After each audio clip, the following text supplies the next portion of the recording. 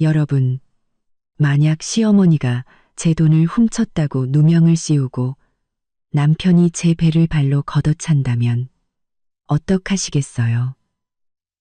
이건 바로 제 이야기입니다. 안녕하세요. 이야기꾼입니다. 제 이름은 박수아입니다. 김도준과 결혼한 지 5년.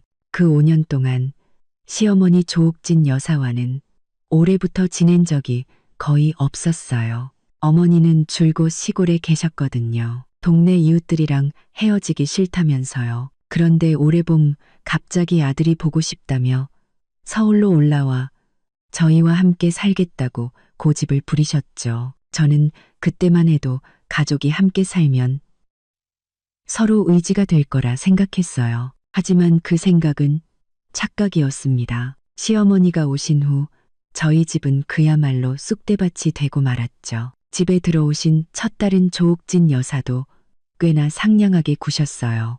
아침이면 죽을 끓여주시고 제가 퇴근하고 돌아오면 저녁 준비를 거들어 주시기도 했죠. 하지만 얼마 지나지 않아 본색을 드러내기 시작했습니다. 처음에는 제가 사오는 채소가 너무 비싸다며 살림을 할 줄 모른다고 타박하셨어요. 예, 수아야, 네가 사온 이 토마토 좀 보렴. 한 팩에 5,000원이나 하다니 시골에선 2,500원이면 사는데 정말 돈을 물 쓰듯 하는구나. 저는 서울 물가가 원래 비싸다고 설명했지만 어머니는 듣지 않으셨죠. 눈을 흘기면서 네가 흥정할 줄 몰라서 그렇지. 우리 도준이가 한 달에 버는 돈이 얼만데 그걸 네가 이렇게 낭비하는구나 라고 쏘아붙였죠. 나중엔 더 심해졌어요. 제 물건에 손을 대기 시작한 겁니다.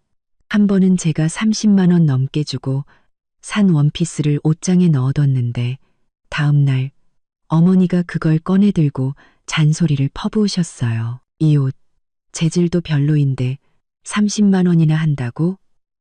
내 보기엔 길거리에서 5만 원이면 사겠구만. 저는 기분이 상해서 제 월급으로 산 거라고 말씀드렸죠. 그러자 어머니는 입을 삐죽이며 말했습니다. 내 월급이 우리 도준이 돈 아니면 뭐니?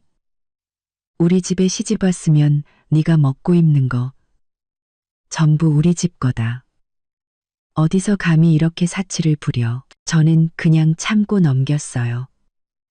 긁어 부스럼 만들고 싶지 않았거든요. 하지만 시어머니는 갈수록 기세등등해졌습니다. 그렇게 2달쯤 지났을까요? 어느 날 밤 조옥진 여사가 갑자기 거실에서 서럽게 울기 시작했습니다. 퇴근하고 막 집에 들어온 김도준의 팔을 붙잡고는 아이고 아들아 내 돈이 없어졌다 하고 소리쳤죠.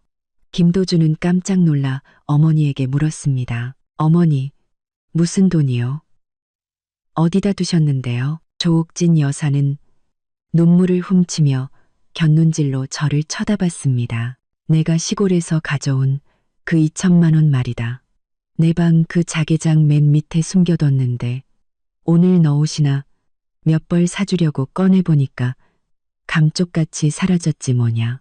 저는 그때 부엌에서 설거지를 하고 있었어요. 그 말을 듣자 심장이 쿵하고 내려앉았죠. 저는 어머니의 자개장에 손댄 적도 없는데 돈을 가져갔을 리가 없잖아요. 손을 닦으며 부엌에서 나와 말씀드렸습니다. 어머니, 다시 한번 잘 찾아보세요. 혹시 다른 곳에 두신 거 아니에요? 그러자 조옥진 여사는 버럭 목소리를 높였습니다. 내가 그걸 기억 못할까봐 꼭꼭 숨겨뒀는데 너 말고 내 방에 들어올 사람이 누가 있어. 김도준이 미간을 찌푸리며 저를 쳐다봤지만 그래도 일단은 침착하게 말했습니다. 어머니, 수아 씨는 그런 사람 아니에요. 다시 한번 잘 찾아보세요. 옷 밑에 깔렸을 수도 있잖아요. 하지만 조옥진 여사는 막무가내였습니다. 무릎을 치며 소리쳤죠. 내가 3번이나 뒤졌어. 장롱 틈새까지 다 봤는데 없다니까. 제가 안 가져갔으면 누가 가져갔겠어. 집에는 우리 셋뿐인데 넌 매일 출근하고 난 낮에 집안일만 하잖아. 점심때 잠깐 낮잠 자러 오는 건 쟤밖에 없는데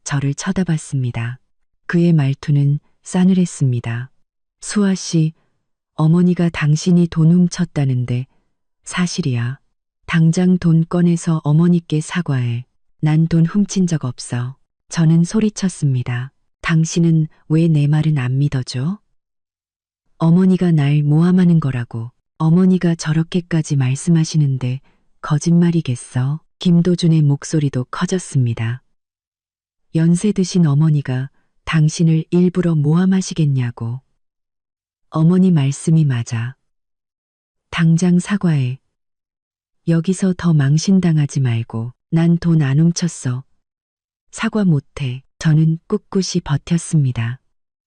속에서는 분노와 서러움이 치밀어 올랐죠. 결혼 5년 동안 그는 저를 믿어주는 말 한마디 없이 시어머니의 말 한마디에 저를 도둑으로 몰아가고 있었습니다. 조옥진 여사는 옆에서 부채질을 했습니다.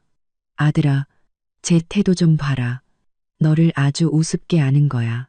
나도 안중에 없고 오늘 네가 제 버릇을 고쳐놓지 않으면 앞으로 우리 머리 꼭대기에서 놀려고 할 거다. 김도준은 어머니의 말에 분노가 치밀었는지 제게 한 걸음 다가와 손가락질했습니다. 박수아, 마지막으로 묻는다. 사과할 거야? 안 할 거야? 안 해.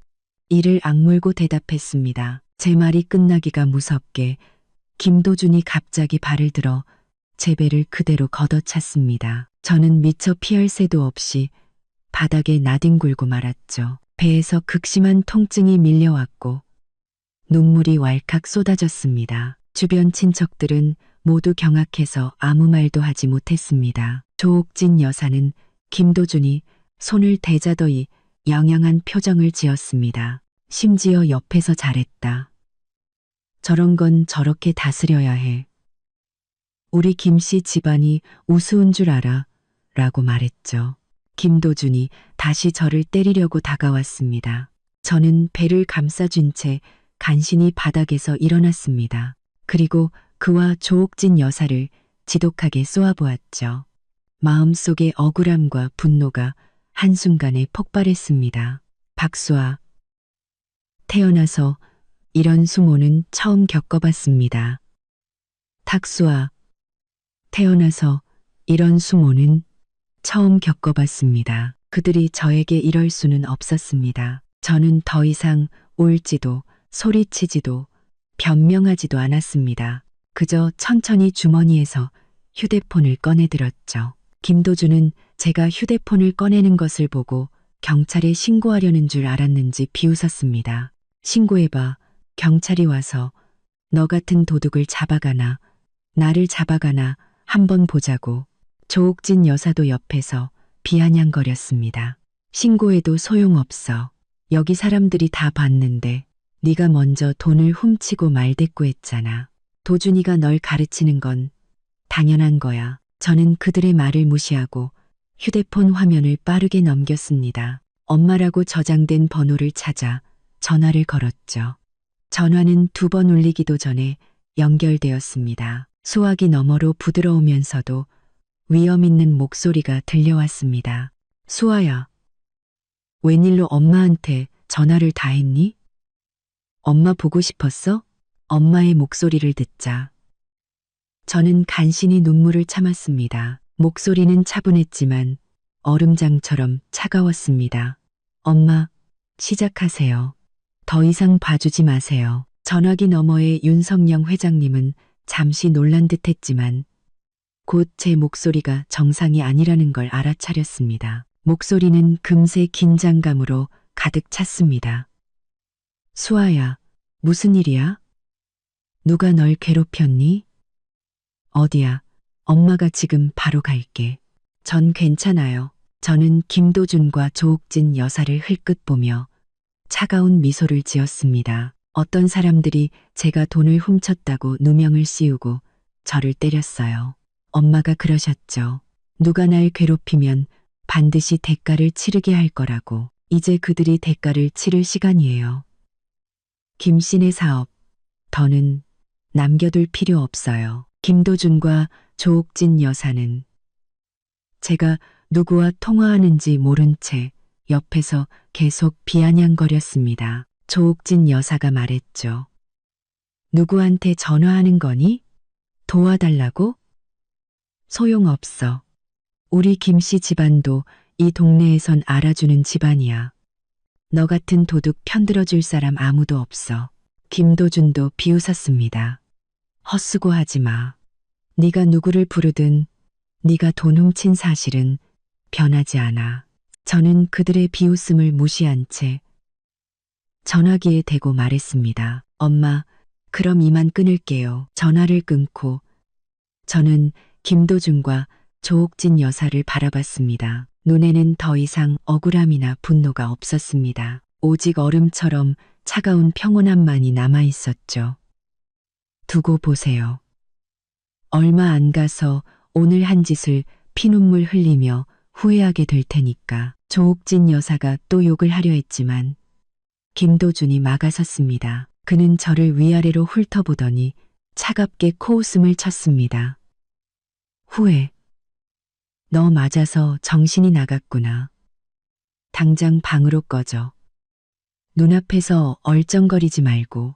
저는 그들과 더 다투지 않고 천천히 현관으로 걸어가 문을 열고 나갔습니다. 아파트 복도를 걸어 나오면서 저는 휴대폰을 꺼내 엄마에게 현재 위치를 보냈습니다. 오래지 않아 김씨 집안이 완전히 무너질 거라는 걸 저는 알고 있었습니다. 그들이 제게 진 빚, 원금의 이자까지 쳐서 하나하나 받아낼 겁니다. 제가 김씨네 아파트를 나설 때 저녁 바람이 불어왔습니다. 배에 통증이 욱신거렸지만 가슴을 짓누르던 답답함은 오히려 많이 가라앉았습니다. 저는 길가에 서서 차를 기다렸습니다. 손에 쥔 휴대폰 화면에는 엄마와의 통화 종료 화면이 그대로 떠 있었죠. 사실 저는 알고 있었습니다. 엄마가 입만 열면 김씨 집안의 그 작은 사업체는 버텨낼 수 없다는 것을요. 하지만 막상 행동에 옮기려니 마음이 조금 복잡했습니다. 그래도 김도준과 5년을 함께 살았는데 그가 아무리 나빴어도 정이 아예 없는 건 아니었으니까요. 하지만 그가 조금 전 제 배를 걷어차던 모습, 조옥진 여사가 저를 도둑이라고 몰아세우던 모습을 떠올리자 그 복잡한 감정은 순식간에 사라졌습니다. 남은 것은 오직 시원함뿐이었죠. 몇 분 지나지 않아 검은색 세단 한 대가 제 앞에 멈춰섰습니다. 차창이 내려가고 박 기사님이 고개를 내밀었습니다. 그는 걱정스러운 얼굴로 말했습니다. 아가씨, 괜찮으세요? 회장님께서 어서 모셔오라고 하셨습니다. 혹시 다치셨으면 바로 병원으로 가라고 하셨고요. 저는 고개를 저으며 차 문을 열고 탔습니다. 박 기사님, 전 괜찮아요. 그냥 좀 아플 뿐이에요. 일단 엄마한테 데려다 주세요. 박 기사님은 알겠다고 대답하고 차를 출발시키며 한숨을 쉬었습니다. 아가씨, 결혼 5년 동안 고생 많으셨습니다. 진작에 회장님께 말씀드렸어야죠. 저는 대답 없이 의자에 기대 눈을 감았습니다. 사실 제가 김도준과 결혼할 때 엄마는 반대하셨습니다. 김도준이란 사람이 겉보기엔 성실해 보이지만 줏대가 없고 특히 그의 어머니 조옥진 여사는 딱 봐도 보통 성격이 아니라고 하셨죠. 하지만 그때 저는 사랑에 눈이 멀어 김도준만 저에게 잘해주면 다른 건 문제없다고 생각했습니다. 엄마에게 고부 갈등도 잘 해결할 수 있다고 장담까지 했었죠. 지금 생각해보면 그때의 저는 정말 순진했습니다. 차는 40분쯤 달려 엄마가 사는 고급 빌라 단지에 도착했습니다. 차에서 내리자마자 엄마가 문 앞에 서서 저를 기다리는 모습이 보였습니다. 단아한 원피스에 머리를 단정하게 빗어 넘겼지만 얼굴에 떠오른 걱정은 숨길 수 없었죠. 엄마는 저를 보자마자 빠른 걸음으로 다가왔습니다. 제 배에 손을 대려다 혹시 아플까봐 조심스럽게 물었습니다. 수아야, 배는 어떠니? 아직도 아파? 병원에는 가봤고 저는 엄마의 손을 잡으며 고개를 저었습니다. 엄마, 괜찮아. 그냥 타박상이야. 며칠 지나면 나을 거야. 괜찮긴 뭐가 괜찮아. 엄마의 눈시울이 금세 붉어졌습니다. 전화 목소리만 듣고도 이상하다 싶었어. 네가 나한테 그런 식으로 말한 적이 한 번도 없었는데 그 김도준이라는 놈 감히 내게 손을 대? 그리고 그 조옥진이라는 여자 감히 널 도둑으로 몰아? 김씨 집안 정말 간이 배 밖으로 나왔구나. 제 엄마 윤성영 회장님은 평생 산전수전을 다 겪으신 분입니다. 젊은 시절 맨손으로 시작해 작은 회사를 지금의 상장 기업으로 키워내셨죠. 재계에서도 이름 있는 인물입니다. 누구도 감히 그분의 딸을 이렇게 대할 수는 없었습니다. 저는 이번에 김씨 집안이 정말 엄마의 영린을 건드렸다는 걸 알 수 있었습니다. 엄마는 저를 데리고 집으로 들어가 가사도우미에게 따뜻한 물을 가져오게 하고 가정의를 불러 제 상처를 살피게 했습니다. 의사 선생님은 단순한 연조직 타박상이라 큰 문제는 없다며 바르는 약을 처방해 주셨죠. 그제야 엄마는 조금 안심하는 듯 했습니다. 자리에 앉아 엄마가 제게 물었습니다. 수아야, 엄마한테 솔직하게 말해봐. 지난 5년 동안 조옥진 그 여자가 널 자주 괴롭혔니? 김도준은 항상 제 엄마 편만 들었고 저는 원래 말하고 싶지 않았지만 엄마의 걱정스러운 눈빛을 보자 참을 수가 없었습니다. 지난 5년간의 서름을 모두 쏟아냈죠. 조옥진 여사가 제 씀씀이를 타박하던 것부터 제 물건을 뒤지던 일, 그리고 이번에 저를 도둑으로 몰았던 일까지, 그리고 김도준이 항상 상황을 무마하려 하거나 심지어 저를 때렸던 일까지 전부요. 엄마는 제 이야기를 들을수록 얼굴이 굳어졌습니다. 제 말이 끝나자 엄마는 테이블 위 전화를 들어 비서에게 연결했습니다. 목소리는 얼음장처럼 차가웠습니다. 이 비서, 지금 당장 김도준 내 건축 자재 공장에 대해 조사해. 그들의 모든 협력사와 공급업체까지 전부 무슨 수를 써서든 사흘 안에 그 공장이 단 하나의 주문도 받지 못하게 만들어 모든 계약을 파기시켜, 그리고 은행 대출이 있는지 확인하고 있다면 은행에 압력을 넣어 즉시 상환을 요구하게 해. 계좌도 동결시키고. 참, 걔네 사는 아파트 아직 대출금 남았지? 그것도 같이 처리해. 법원에서 최대한 빨리 압류하도록 조치해. 전화기 너머에 이 비서가 대답했습니다. 알겠습니다. 회장님, 즉시 처리하겠습니다. 전화를 끊고 엄마는 저를 보며 한결 부드러운 목소리로 말했습니다. 수아야, 걱정 마. 엄마가 네 억울함 그냥 두지 않을 거야. 김씨 집안, 자기들이 가진 작은 사업체가 대단한 거라고 생각하는 모양인데 내 딸 앞에서 잘난 척하면 어떤 대가를 치르게 되는지 똑똑히 보여줄 테니. 저는 고개를 끄덕였습니다. 마음속에 따뜻한 기운이 퍼졌죠. 사실 제가 그동안 엄마에게 이런 일들을 말하지 않았던 건 엄마를 걱정시키고 싶지 않아서, 그리고 제가 잘 살지 못하는 모습을 보이고 싶지 않아서였습니다. 하지만 이제야 깨달았습니다. 억울한 일을 당했을 때 가장 먼저 찾아야 할 사람은 바로 가족이라는 것을요. 한편 김씨 집안의 분위기는 완전히 달랐습니다. 제가 떠난 후 조옥진 여사는 거의 손도 대지 않은 음식과 어색해하는 친척들을 보고도 전혀 미안해하지 않았습니다. 오히려 친척들에게 불평을 늘어놓았죠. 여러분, 보세요. 저 박수아라는 애가 얼마나 버릇이 없는지. 내 돈을 훔쳐놓고도 어디서 큰 소리야. 도준이가 좀 가르치려니까 그냥 나가버리잖아. 정말 재수없는 애를 들였어. 친척들은 아무도 대꾸하지 못했습니다. 조금 전 김도준이 저를 걷어차는 장면을 모두 똑똑히 봤으니까요. 속으로는 다들 어떻게 된 일인지 짐작하고 있었죠. 작은 어머니가 망설이다 말했습니다. 형님, 혹시 오해가 있는 거 아닐까요? 수아 씨가 돈 훔칠 애처럼 보이진 않던데. 다시 한번 잘 찾아보세요. 다시 한번 잘 찾아보세요. 돈이 없어지지 않았을 수도 있잖아요. 오해는 무슨 오해? 조옥진 여사는 즉시 반박했습니다. 내가 몇 번이나 찾아봤는데 없어졌어.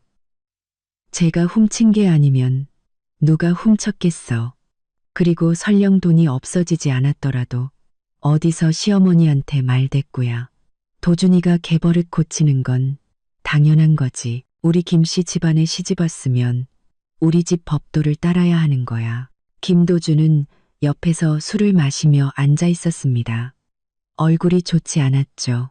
그도 혹시 어머니가 돈을 둔 곳을 잊어버린 게 아닐까 의심하지 않은 것은 아니었습니다. 하지만 조금 전 어머니의 부추김에 그리고 친척들 앞에서 체면을 구겼다는 생각에 저를 때리고 말았죠. 이제 와서 렁징샷 해보니 조금 후회되기도 했습니다. 하지만 제가 감히 자신에게 대들고 친정으로 가버렸다는 생각을 하니 그 후에는 다시 분노로 바뀌었습니다. 제가 너무 자신을 무시한다고 생각했죠. 조옥진 여사는 친척들이 아무 말도 않자 다시 김도준에게 말했습니다. 아들아, 너 박수아제가 아까 전화하던 거 봤지? 걔 분명히 친정 식구들 불러서 난리 치려는 거야. 너 절대 제 길을 살려주면 안 된다. 걔가 돌아오면 네가 아주 호되게 야단쳐야 해. 이 집 주인이 누군지 똑똑히 알려주라고. 김도준은 고개를 끄덕이며 술을 한 모금 마셨습니다. 어머니 걱정 마세요. 걔 돌아오면 제가 제대로 이야기할게요. 어머니께 사과하라고 하고 만약 사과 안 하면 이혼할 겁니다. 그 말을 듣자 조옥진 여사는 기뻐서 소리쳤습니다. 그래, 그래야지. 이혼한 여자가 어디 가서 좋은 사람 만나겠어?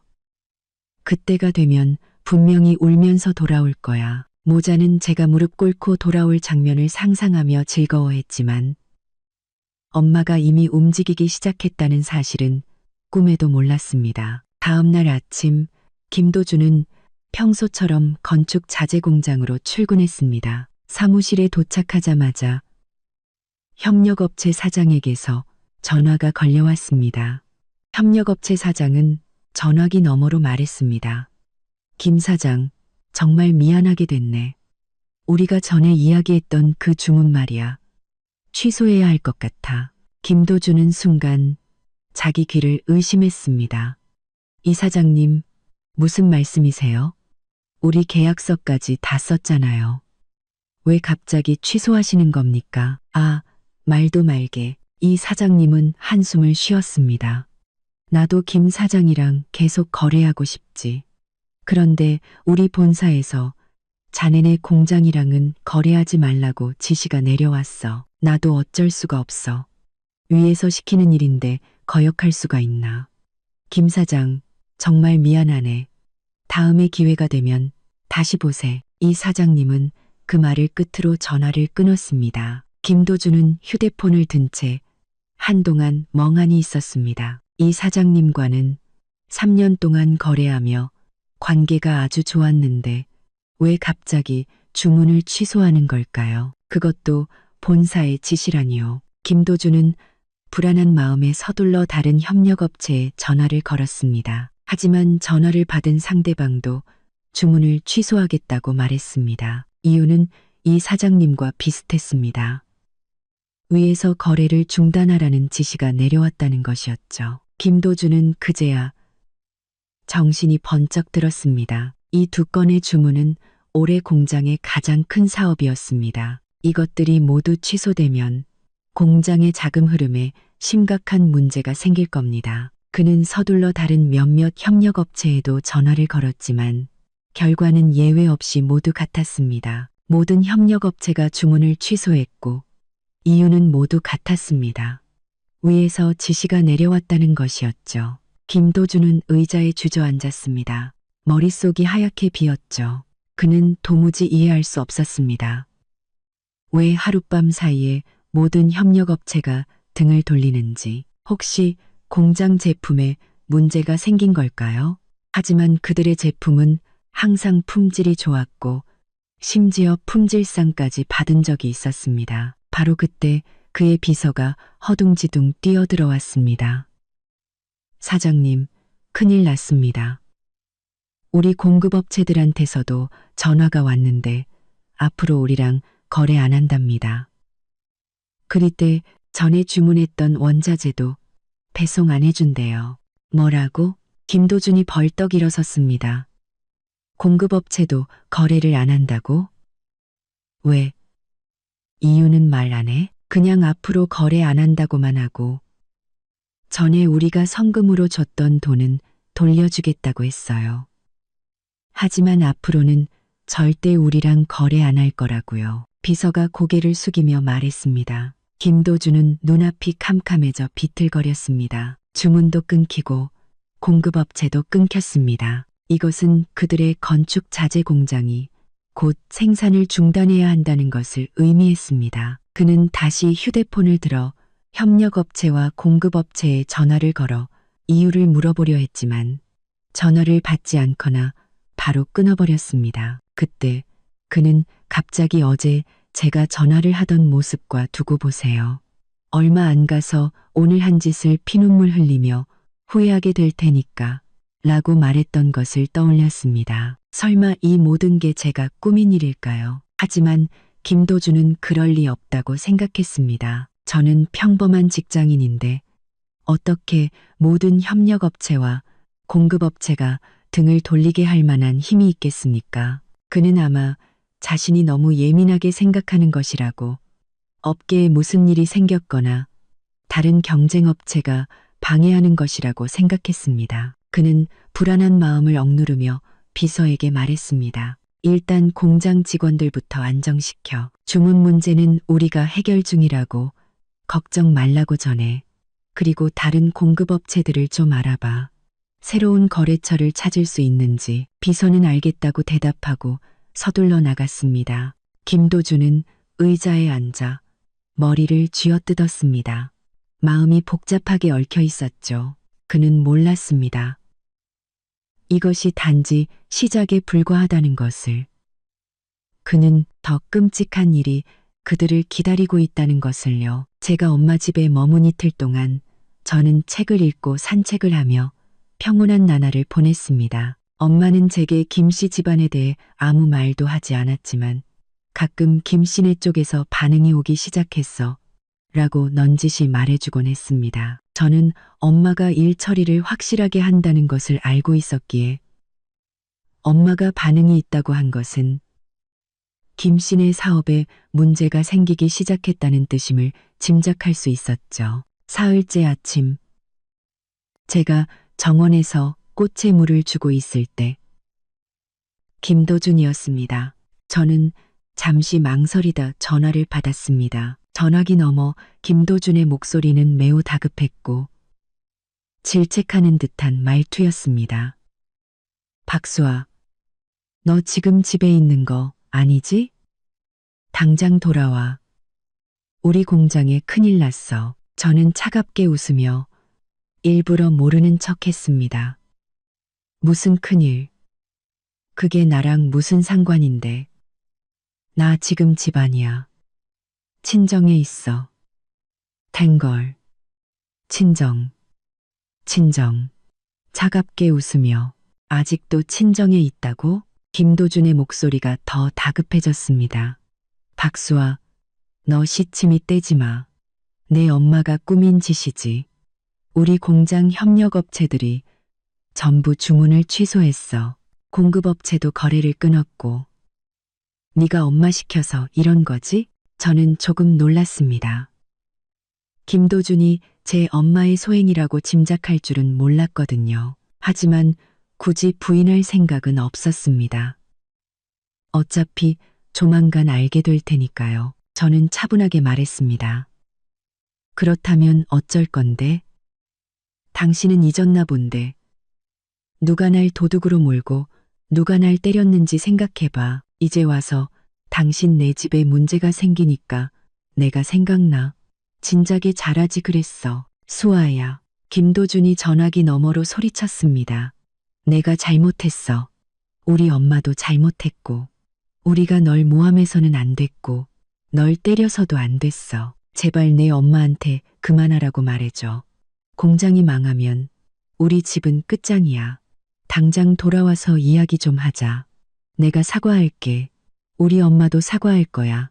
알았지? 저는 김도준의 애원을 들으며 마음이 조금도 흔들리지 않았습니다. 저를 때릴 때는 이런 날이 올 줄 몰랐을까요?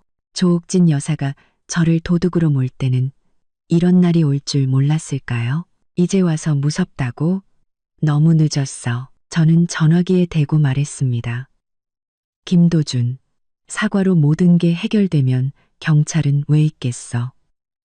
당신네 집안이 이렇게 된 건 모두 자업자득이야. 스스로 뿌린 씨앗을 거두는 거라고. 우리 엄마한테 그만두라고? 어림도 없는 소리. 두고 봐. 당신네 사업은 머지않아 완전히 망하게 될 테니까. 저는 그 말을 끝으로 전화를 끊고 휴대폰을 무음으로 바꿨습니다. 김도준이 계속 전화를 걸어올 것을 알았지만 더 이상 그와 말 섞고 싶지 않았습니다. 저는 정원에 활짝 핀 꽃들을 보며 마음이 한결 가벼워지는 것을 느꼈습니다. 5년간 억눌려 왔던 서름을 드디어 풀 수 있게 된 것입니다. 김도준의 전화를 끊고 저는 휴대폰을 주머니에 넣고 정원의 장미에 계속 물을 주었습니다. 햇살이 꽃잎에 비쳐 반짝이는 모습이 마음을 환하게 해주었죠. 하지만 저는 알고 있었습니다. 지금 이 순간 김 씨 집안은 한 줌의 햇살도 보지 못하고 있을 거라는 것을요. 엄마는 그들이 제가 겪었던 서름을 고스란히 맛보게 할 거라고 하셨습니다. 주문 취소, 공급 중단은 그저 시작에 불과했죠. 아니나 다를까 그날 오후 박 기사님을 통해 김 씨네 공장 소식을 들을 수 있었습니다. 박 기사님의 먼 친척 조카가 김도준의 공장에서 창고 관리자로 일하고 있었거든요. 점심시간에 박 기사님에게 공장이 지금 아수라장이라고 하소연했다는 겁니다. 저는 꽃밭 흙을 고르며 박 기사님의 이야기를 들었습니다. 아가씨, 그 상황을 직접 보셨어야 하는데 제 조카 말로는 아침부터 공장 기계가 돌아가질 않았대요. 원자재 공급이 끊겨서 전에 주문했던 철근이랑 시멘트도 안 들어온다고 하더라고요. 창고에 남은 자재로는 작은 주문 하나도 처리 못할 정도래요. 창고에 남은 자재로는 작은 주문 하나도 처리 못할 정도래요. 직원들이 전부 김도준한테 몰려가서 언제부터 일할 수 있냐고 따졌대요. 계속 공장이 멈춰 있으면 다른 일자리 알아봐야 한다면서요. 저는 그 말을 들으면서도 손을 멈추지 않았습니다. 마음속으로는 조금의 동정심도 잃지 않았죠. 조옥진 여사는 예전에 제 앞에서 항상 우리 도준이 공장이 얼마나 대단한데 서로 거래하려고 줄을 선다며 자랑하곤 했습니다. 그런데 지금은 어떻습니까? 겨우 주문과 공급이 끊겼다고 이 난리가 났으니 그들의 사업이 얼마나 속빈 강정이었는지 알 수 있었죠. 박 기사님이 이어서 말했습니다. 제 조카가 그러는데 김도준이 오전에 사무실에서 불같이 화를 냈대요. 책상 위 서류를 다 집어던지고 비서랑도 싸웠다더라고요. 왜 새로운 공급업체를 못 찾냐면서요. 하지만 그게 어디 쉬운 일인가요? 지금 업계의 소문이 다 퍼졌는데 김씨 집안이 큰 인물한테 밉보였다고 누가 감히 그들이랑 거래하겠어요. 괜히 엮였다가 자기들도 피해볼까봐 다들 몸 사리는 거죠. 저는 피식 웃음이 나왔습니다. 엄마는 역시 일 처리가 철저하셨습니다. 그들의 거래를 끊는 것뿐만 아니라 업계에 조용히 소문을 내서 아무도 김씨 집안을 돕지 못하게 만든 것이죠. 이렇게 되면 김씨 집안은 완전히 고립되어 재기할 기회조차 얻지 못할 겁니다. 실제로 김씨 집안의 상황은 박 기사님이 말한 그대로였습니다. 김도준은 제 전화를 끊은 후 새로운 공급업체를 찾기 위해 수십 통의 전화를 돌렸습니다. 하지만 예전에 알던 사람이든 친구를 통해 소개받은 사람이든 그가 김씨네 공장 사람이라는 것을 알자마자 거절하거나 온갖 핑계를 대며 피했습니다. 한 공급업체 사장은 그나마 친절하게 말해 주었습니다. 김 사장, 내가 돕고 싶지 않아서가 아니라 정말 그럴 수가 없네. 어제 장인어른이랑 식사하는데 요즘 김씨 집안이랑 가까이 지내지 말라고 하시더군. 자네들이 윤성영 회장님한테 밑보였다면서. 윤 회장님은 보통 분이 아니잖아. 우리 같은 작은 업체는 그런 분 비위 거슬렀다간 바로 망해. 공급업체 찾으려면 차라리 지방 쪽을 알아봐. 이 근방에선 아무도 자네랑 거래 안 할 거야. 그 전화를 끊고 김도준은 의자에 주저앉았습니다. 머릿속이 윙윙거렸죠. 윤성영. 그는 당연히 그 이름을 알고 있었습니다. 텔레비전에서도 몇 번이나 봤던 재계에서 유명한 여성 기업가였으니까요. 그녀의 재산은 김씨 집안과는 비교도 안 될 정도로 많았습니다. 하지만 그는 도무지 이해할 수 없었습니다.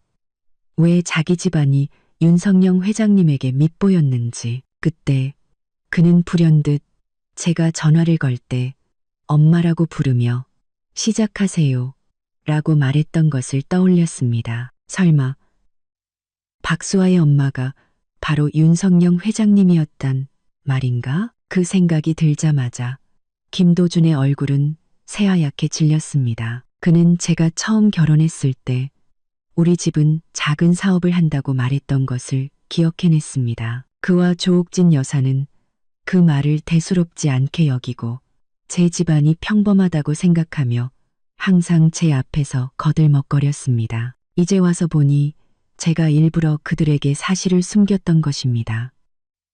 제 집안은 작은 사업이 아니라 수천억대 자산을 가진 재벌가였던 것이죠. 그는 생각할수록 두려워져 온몸이 떨리기 시작했습니다. 만약 제가 윤성영 회장님의 딸이라는 것을 미리 알았다면 그에게 간이 10개라도 저를 때릴 생각은 못했을 겁니다. 조옥진 여사도 감히 저를 도둑으로 몰지 못했을 테고요.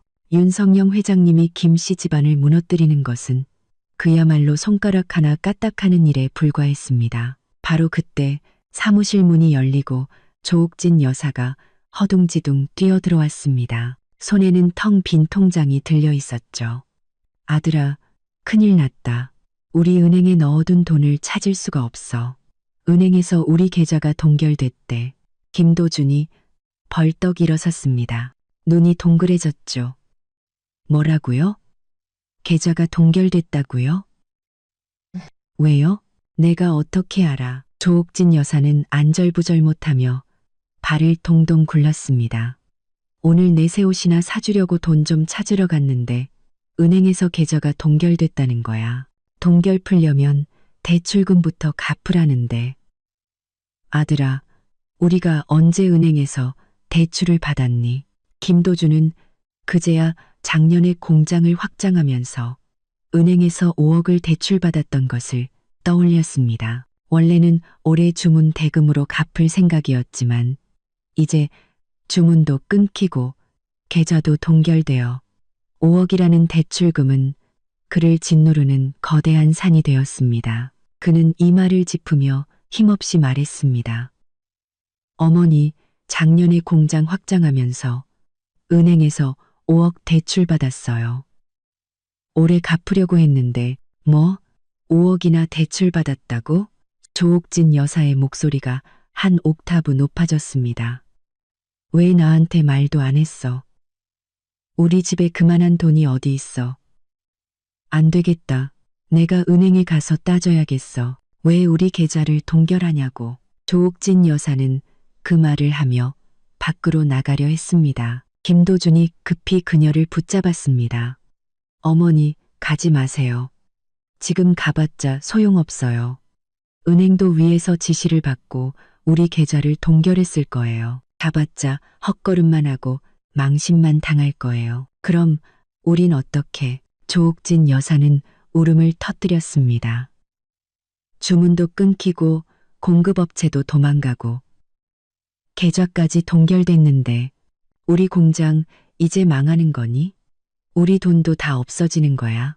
김도준은 울고 있는 조옥진 여사를 보며 화가 나고 답답했습니다. 만약 조옥진 여사가 박수아를 도둑으로 몰지 않았다면, 만약 자신이 박수아를 때리지 않았다면 그들 집안이 이 지경까지 되지는 않았을 겁니다. 하지만 이제 와서 후회해도 소용없었습니다. 그는 어떻게든 상황을 수습해야 했습니다. 그는 심호흡을 하고 조옥진 여사에게 말했습니다.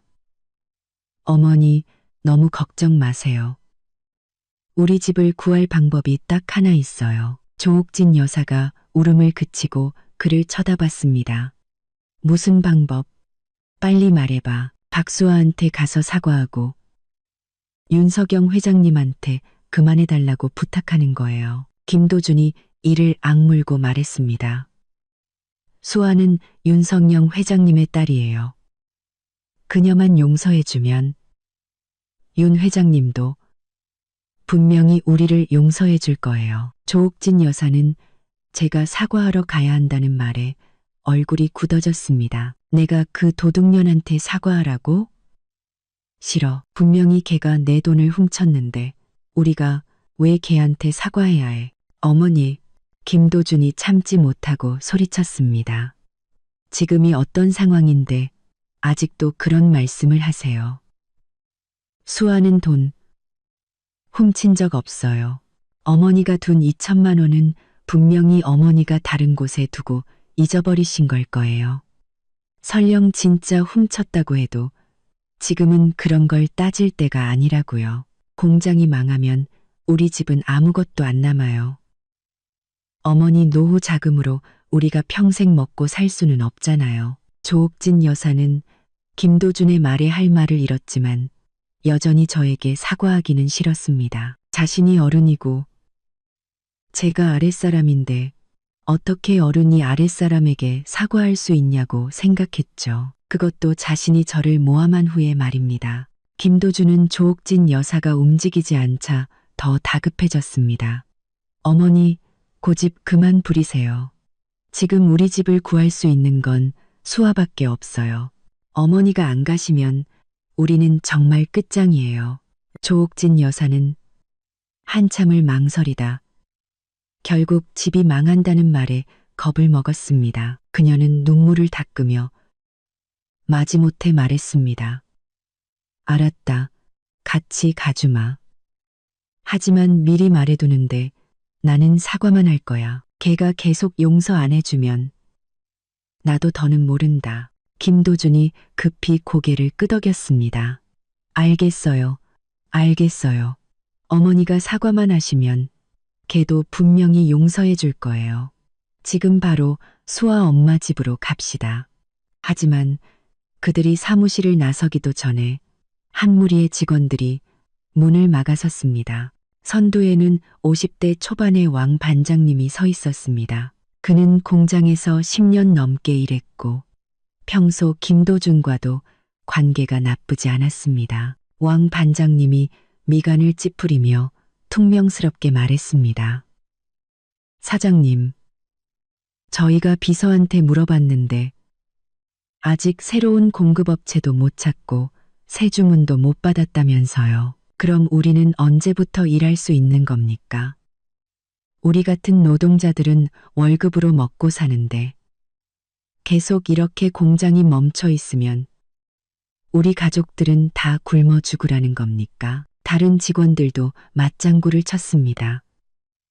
맞아요. 사장님, 확실하게 말씀 좀 해주세요.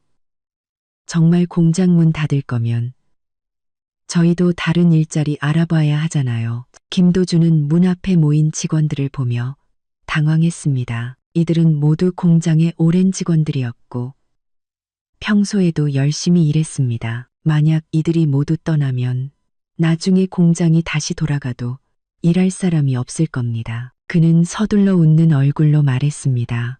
여러분, 진정하세요. 제가 이미 새로운 공급업체를 찾았어요. 세부 사항만 조율하면 며칠 안에 자재가 들어올 겁니다. 주문도 협상 중이니 곧 좋은 소식이 있을 거예요. 다들 조금만 더 기다려주세요. 혹시 며칠 동안 일 못하게 되면 제가 기본급은 다 챙겨줄 테니 생활에 지장 없게 해드릴게요. 왕 반장님은 그의 말을 믿지 않았습니다. 사장님, 그런 쓸데없는 소리 하지 마세요. 저희 다 들었습니다. 사장님 계좌가 동결됐고 아무도 사장님이랑 거래 안 하려고 한다면서요. 우리 속이지 마세요. 김도준의 얼굴이 굳어졌습니다. 계좌 동결 사실까지 직원들이 알게 될 줄은 몰랐습니다. 그가 다시 해명하려 했지만 직원들은 들으려 하지 않고 모두 사직하겠다고 말했습니다. 일도 못하는데 우리 그냥 그만둘래요. 맞아요. 여기서 시간 낭비할 수 없지. 나 내일 당장 다른 공장 알아볼 거야.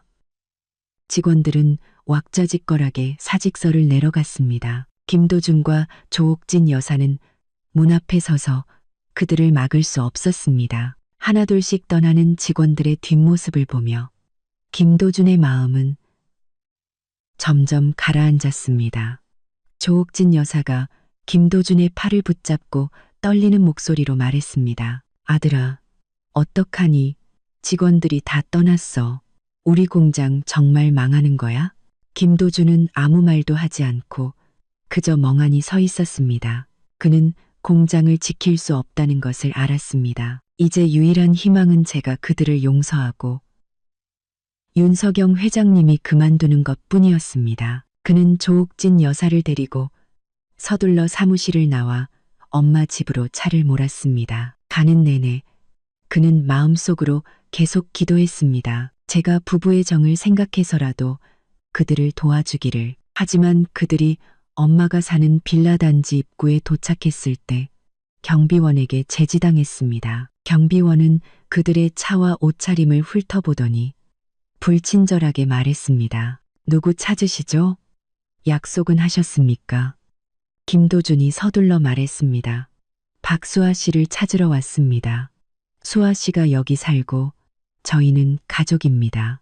경비원이 미간을 찌푸리며 인터폰으로 확인하더니 그들에게 말했습니다. 죄송하지만 안에 계신 분이 두 분을 모른다고 하십니다. 들어오실 수 없습니다. 어서 돌아가세요. 여기서 소란 피우지 마시고요. 뭐?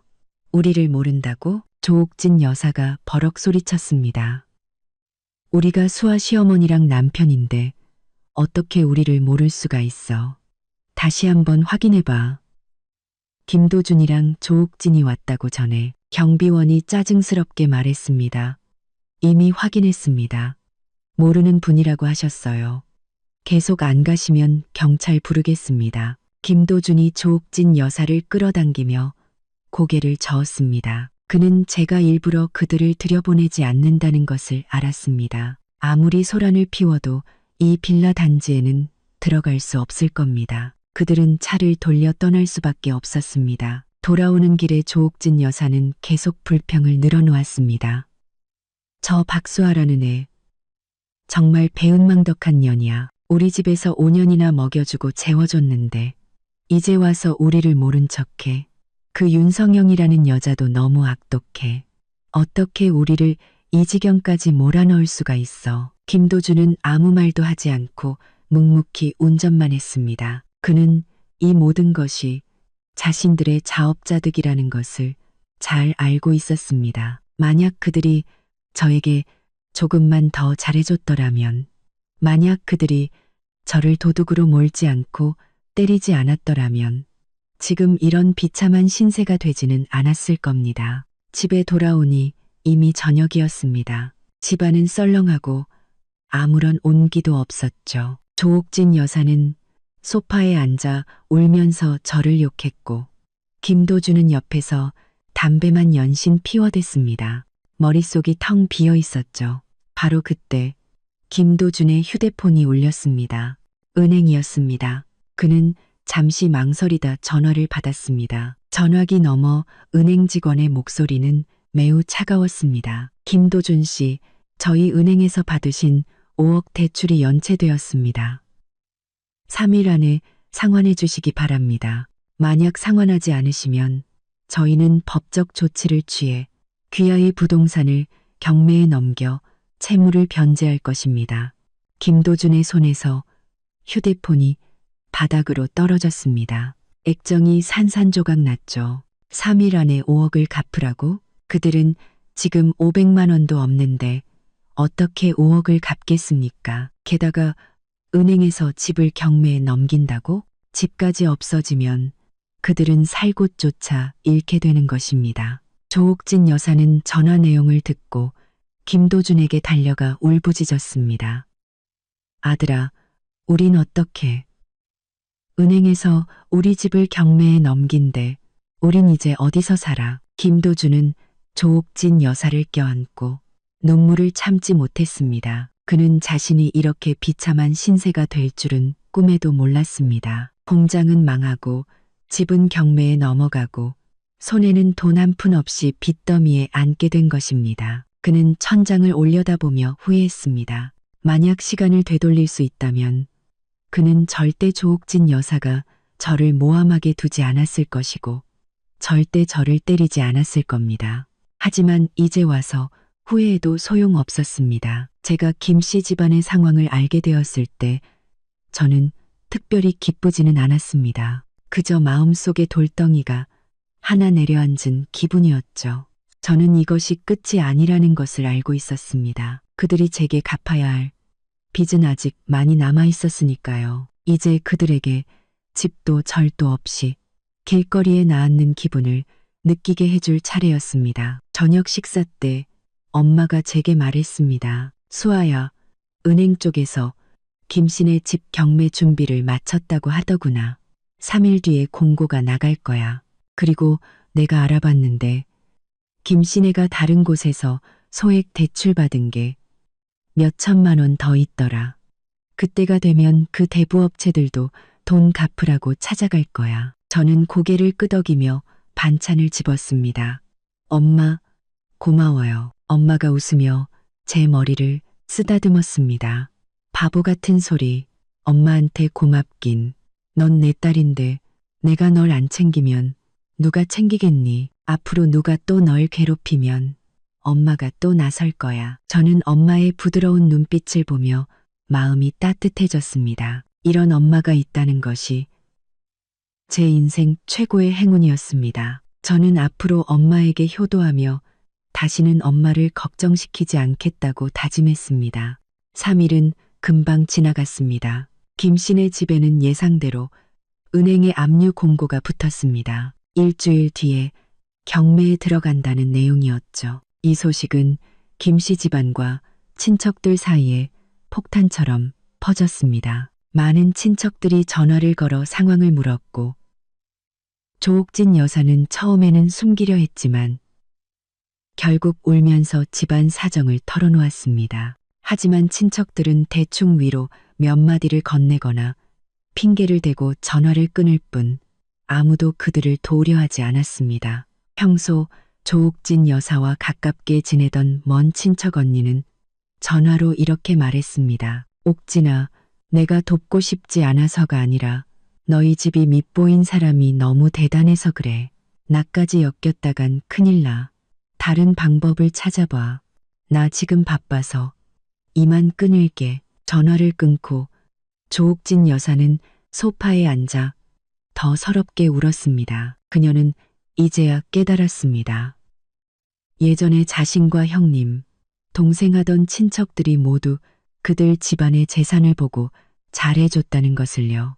이제 그들 집안이 망하자 아무도 진심으로 그들을 돕지 않았습니다. 김도준은 옆에 앉아 아무 말도 하지 않았습니다. 그는 그들 집안이 완전히 끝났고 다시 일어설 기회가 없다는 것을 알고 있었습니다. 김씨네 집에 압류 공고가 붙은 다음 날, 저는 엄마와 함께 꽃꽂이를 배우고 있었습니다. 박 기사님이 휴대폰을 들고 급히 다가와 복잡한 표정으로 말했습니다. 아가씨, 이것 좀 보세요.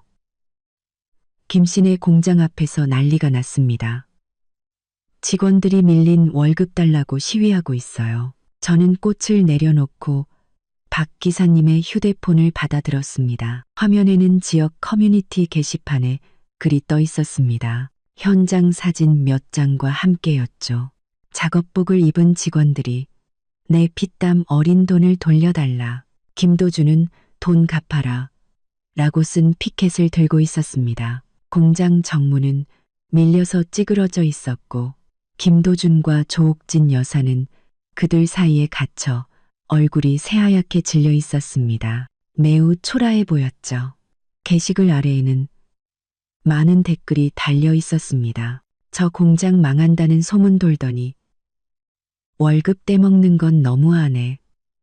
예전에 저 집이랑 거래해봤는데 사장 인성 별로더니 꼴 좋다. 저는 몇 줄 읽어보고 박 기사님에게 휴대폰을 돌려주었습니다. 마음속에 특별한 감정은 없었습니다. 그저 그들이 받아야 할 죗값이라고 생각했죠. 엄마가 옆으로 다가와 저를 보며 웃었습니다. 이제 시작일 뿐이야.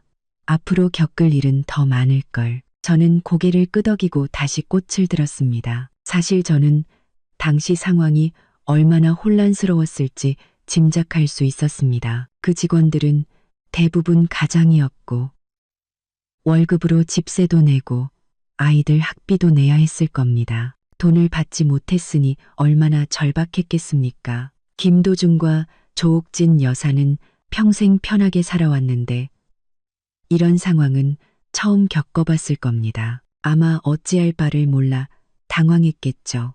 실제로 그날 아침 20명이 넘는 직원들이 공장 문을 막아섰습니다. 선두에는 여전히 왕 반장님이 있었죠. 그들은 원래 김도준이 약속대로 기본급이라도 줄 거라고 생각했지만 며칠을 기다려도 돈 한 푼 받지 못하고 전화도 받지 않자 결국 다 함께 몰려온 것이었습니다. 김도준은 경비원의 전화를 받고 잠에서 깼습니다. 전날 밤 사무실에서 밤늦게까지 돈을 마련할 방법을 고민하다 책상에 엎드려 잠들었던 것이죠. 직원들이 문을 막고 있다는 말에 그는 서둘러 옷을 입고 달려나갔습니다. 문 앞에 도착하자마자 왕 반장님이 그의 팔을 꽉 잡았습니다. 왕 반장님의 손아귀 힘은 대단해서 김도준의 팔이 아플 정도였습니다. 왕 반장님은 눈이 충혈된 채 떨리는 목소리로 말했습니다. 김도준 씨, 도대체 언제 월급 줄 겁니까? 우리 아들 다음 달에 학비 내야 하고 우리 아내는 아직 병원에 누워 있어요. 월급 안 주면 우리 가족은 다 굶어 죽으라는 겁니까? 다른 직원들도 몰려와 소리쳤습니다. 맞아요, 사장님. 우리가 몇 년을 같이 일했는데 우리를 이렇게 배신할 수 있어요? 당장 월급 주세요. 안 그러면 노동청에 신고할 겁니다.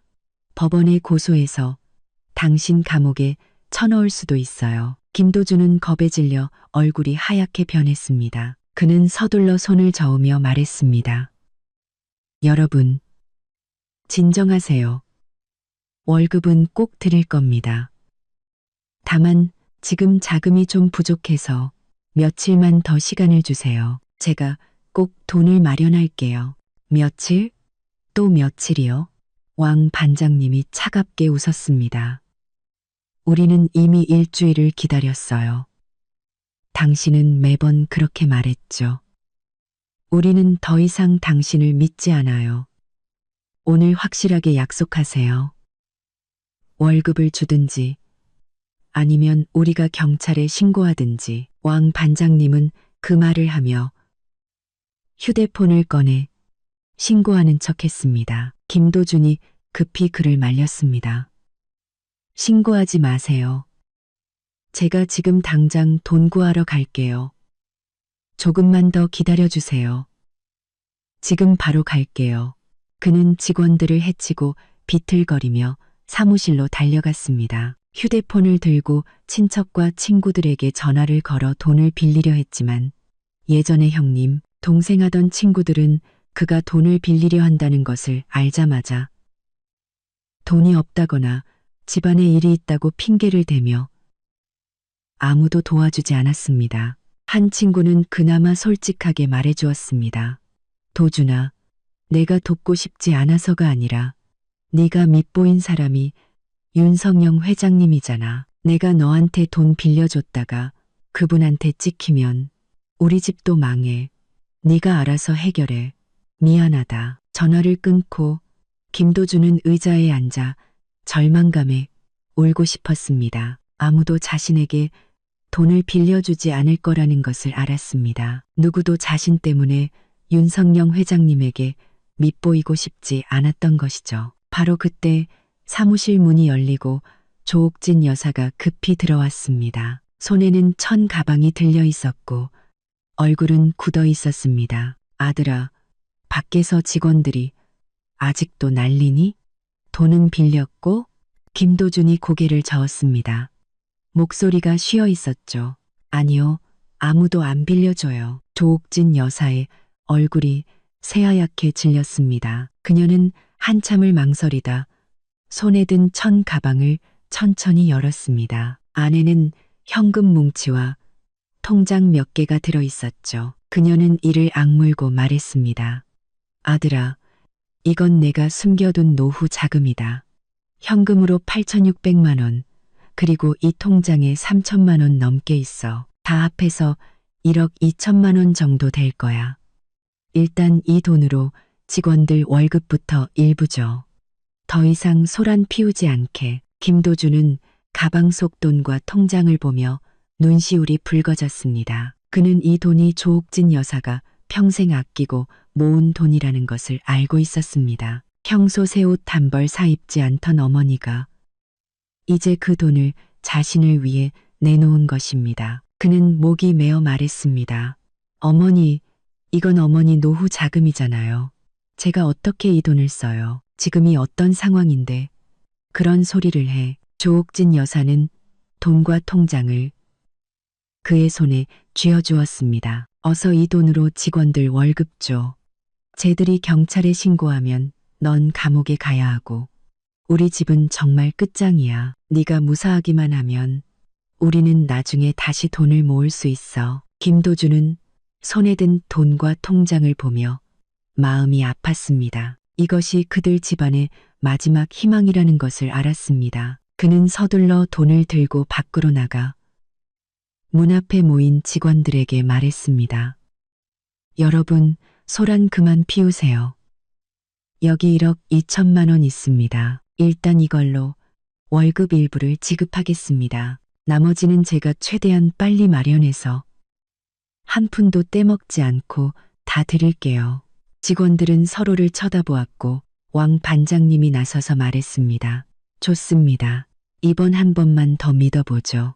지금 당장 월급 주세요. 만약 남은 월급도 안 주면 그때는 정말 신고할 겁니다. 김도준은 급히 고개를 끄덕이고 종이와 펜을 가져와 직원들을 줄 세워 각자의 월급 비율에 따라 돈을 나눠주었습니다. 1억 2천만 원은 금방 동났습니다. 비록 모두 월급의 절반 정도밖에 받지 못했지만 직원들도 김도준에게 더 이상 돈이 없다는 것을 알고 더는 소란을 피우지 않고 욕을 하며 떠났습니다. 직원들이 떠나는 뒷모습을 보며 김도준은 한숨을 돌렸지만 마음의 부담은 더 커졌습니다. 조옥진 여사의 노후 자금은 다 썼고 남은 월급은 아직 해결되지 않았습니다. 은행 대출 만기도 다가오고 집도 경매에 넘어갈 위기였습니다.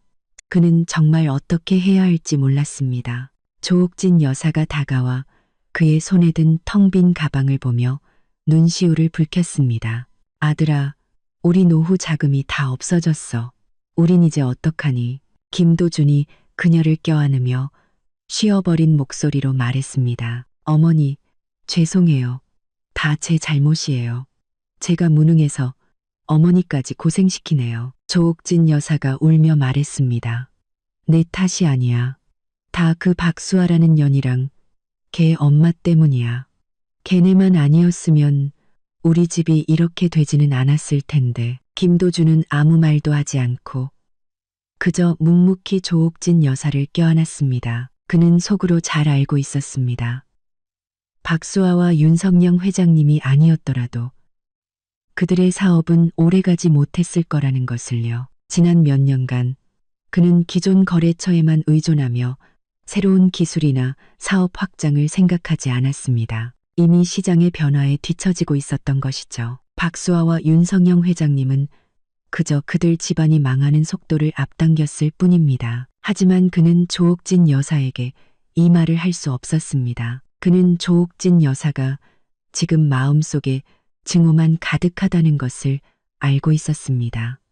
저와 엄마에 대한 증오. 그 후 며칠 동안 김도준은 매일 돈을 빌리러 다녔지만 아무런 소득도 없었습니다. 친척과 친구들은 그를 피했고 예전의 사업 파트너들은 만나주지도 않았습니다. 그는 심지어 예전 공급업체에 찾아가 자재를 먼저 달라고 애원했지만 아무도 그를 상대해주지 않았습니다. 공장은 완전히 멈췄고 기계에는 먼지가 쌓여갔습니다. 창고에는 물건이 산더미처럼 쌓여 있었지만 아무도 사러 오지 않았죠. 김도준은 매일 공장에서 텅 빈 작업장을 보며 절망감에 빠졌습니다. 조옥진 여사는 매일 집에서 울거나 소파에 앉아 저와 엄마를 욕했습니다. 가끔은 폐지를 주워 팔기도 했습니다. 예전에는 상상도 못할 일이었지만 생계를 위해 체면을 버려야 했습니다. 한 번은 조옥진 여사가 폐지를 줍다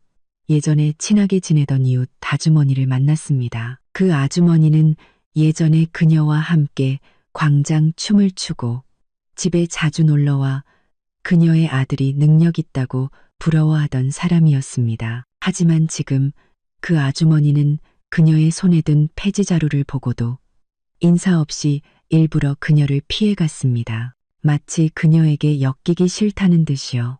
조옥진 여사는 화가 나고 억울해서 집에 돌아와 김도준에게 하소연했습니다. 아들아, 저 사람들이 이제 나를 어떻게 대하는지 좀 봐. 예전에는 친자매처럼 지내더니 이제 내가 폐지 줍는다고 피해가잖아. 내가 돈 빌릴까봐 무서운 거지. 정말 너무들 한다. 김도준은 초췌해진 조옥진 여사를 보며 마음이 아팠습니다. 그는 이것이 현실이라는 것을 알고 있었습니다. 사람이 가난해지면 친척과 친구들도 무시하는 법이죠. 저는 그 며칠 동안 한가하지 않았습니다. 엄마가 좋은 가게 자리를 몇 군데 알아봐 주셔서 작은 꽃집을 열기로 했습니다. 저는 몇 군데를 둘러보고 엄마 집에서 멀지 않은 곳을 선택했습니다. 위치도 좋고 주변에 아파트 단지가 많아 유동인구도 많았죠. 엄마는 인테리어 회사도 알아봐 주셨고 디자이너가 이미 디자인 시안을 보내주었습니다. 따뜻하고 우아한 분위기가 마음에 쏙 들었죠.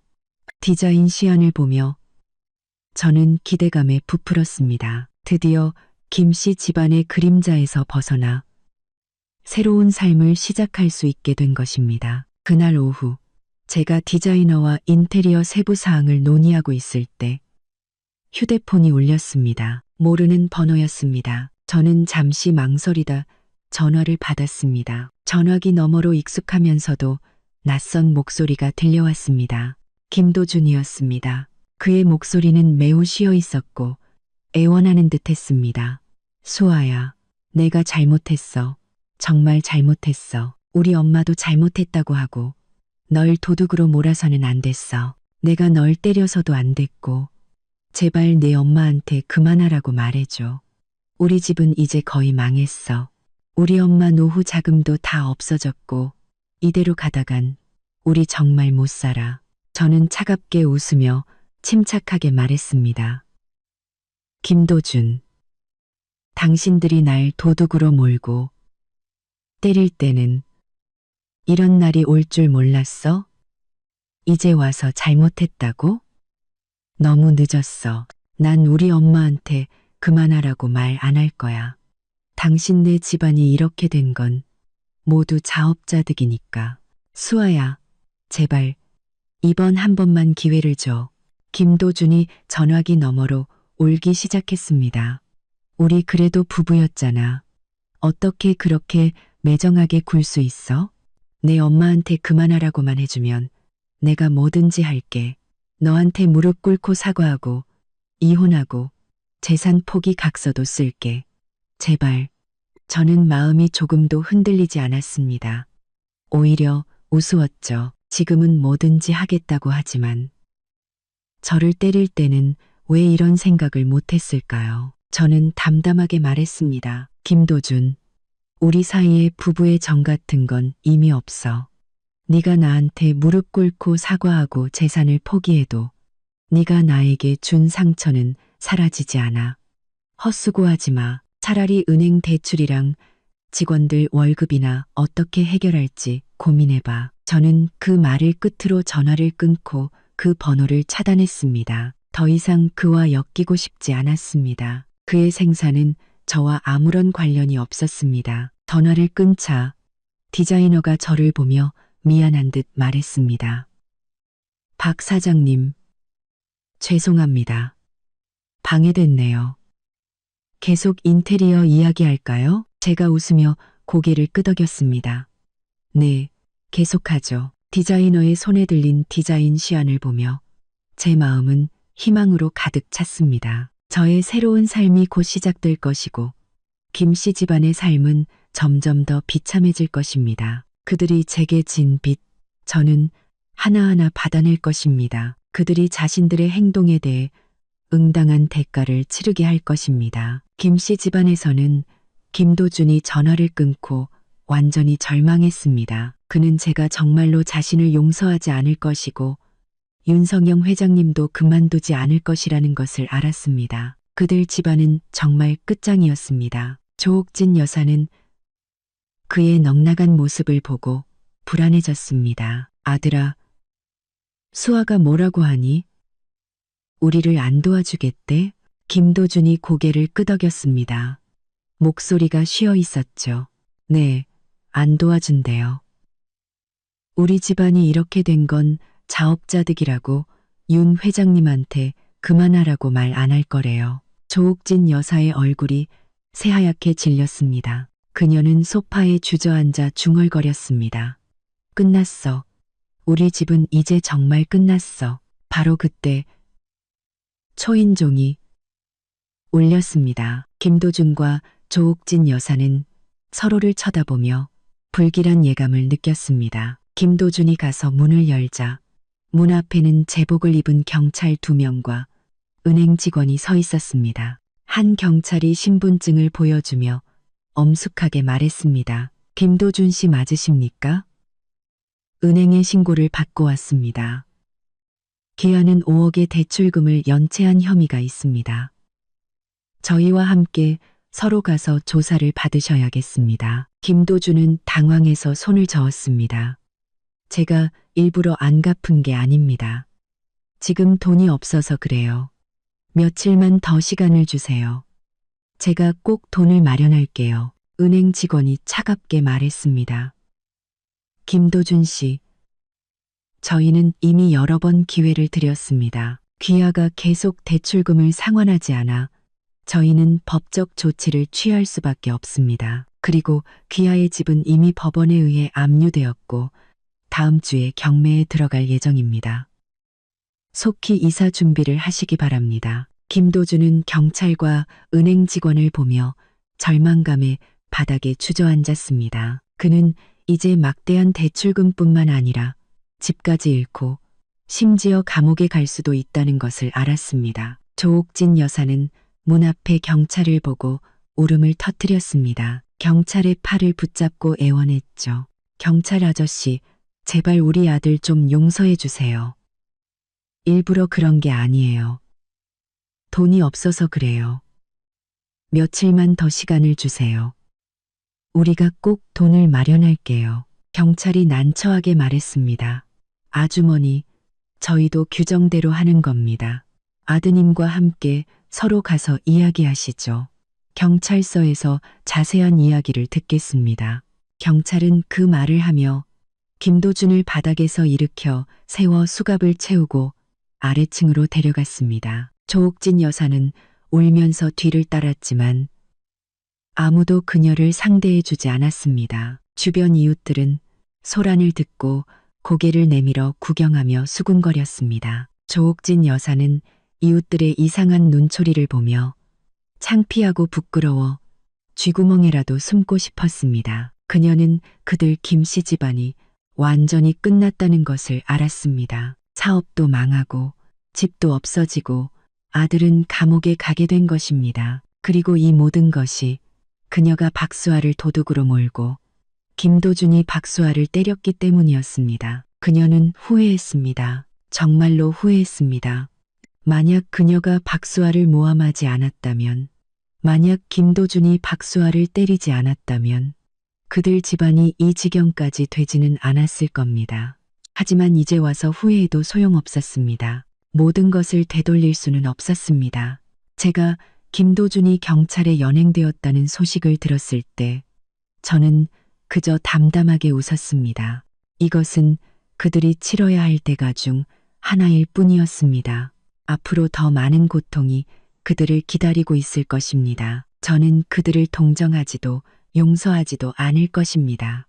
왜냐하면 그들이 저에게 했던 짓은 이보다 훨씬 더 잔인했으니까요. 저는 창밖의 햇살을 보며 마음이 평온해졌습니다. 저의 새로운 삶이 곧 시작될 것이고 김씨 집안의 악몽은 이제 막 시작된 것입니다. 김도준이 경찰에 연행되었다는 소식은 다음 날 아침 박 기사님을 통해 들었습니다. 당시 저는 정원에서 엄마가 새로 키우는 비둘기 몇 마리에게 모이를 주고 있었죠. 박 기사님이 신문을 들고 다가와 사회면의 작은 구석을 가리켰습니다. 아가씨, 보세요.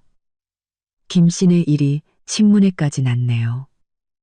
은행 대출금이랑 직원 월급을 떼먹어서 김도준이 경찰에 구속됐다고 합니다. 저는 신문을 받아 훑어보았습니다. 제목은 건축 자재 공장 사장 채무 불이행으로 구속, 파산 위기였습니다. 기사에는 그의 집이 법원에 의해 압류되어 곧 경매에 들어갈 예정이라는 내용도 있었습니다. 기사에는 저와 엄마의 이름이 언급되지 않았습니다. 아마 엄마가 특별히 부탁해서 이 일이 우리와 엮이지 않도록 한 것이겠죠. 저는 신문을 박 기사님에게 돌려주고 정원에서 날아다니는 비둘기를 보며 마음이 평온했습니다. 김도준이 이 지경까지 된 것은 모두 그가 자초한 일이었습니다. 누구를 탓할 수도 없었죠. 박 기사님이 한숨을 쉬며 말했습니다. 듣자 하니 조옥진, 그 여자가 어제 경찰서 앞에서 하루 종일 울면서 김도준을 풀어달라고 애원했다더군요. 하지만 경찰은 규정대로 할 수밖에 없다고 했대요. 증거 없이는 풀어줄 수 없다면서요. 나중에는 은행에 가서 사정했는데 거기서도 쫓겨났다고 하더라고요. 참 딱하게 됐습니다. 저는 박 기사님을 쳐다보며 담담하게 말했습니다. 불쌍한 사람에게는 다 그럴 만한 이유가 있는 법이에요.